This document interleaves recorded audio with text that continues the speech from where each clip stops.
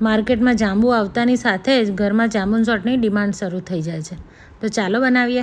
એકદમ પાકા અને થોડા મોટી સાઇઝના જાંબુ લેવાના છે. મેં લગભગ 300 ગ્રામ જેટલા જાંબુ લીધા છે. તેને ધોઈ અને સમારી લેવાના છે. ઠળિયા અલગ કરી લેવાના છે. તમને જાંબુ ભાવે છે કે નહીં તે કોમેન્ટ કરજો. હવે આ સમારેલા જાંબુને એક મિક્સરના જારમાં લઈ લેવાના છે.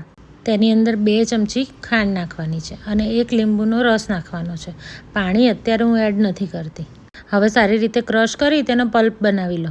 આ તૈયાર થયેલા પલ્પને એક બાઉલમાં ભરી અને ફ્રીઝરમાં અથવા ફ્રીજમાં એકદમ ચિલ્ડ થવા માટે મૂકી દો, જેથી તમારે જ્યારે જાંબુન શોર્ટ બનાવો ત્યારે ઠંડુ કરવા માટે વધારે પાણી કે બરફની જરૂર ના પડે. હવે તેમાંથી જાંબુન શોર્ટ બનાવવા માટે મિક્સરના જારમાં ફરી ઠંડો થયેલો આ પલ્પ નાખી દેવાનો છે અને એકદમ ઠંડુ પાણી ઉમેરવાનું છે.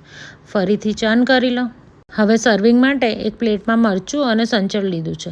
શોર્ટ્સના ગ્લાસની કિનારી પર લીંબુનો ટુકડો ઘસી લેવાનો છે.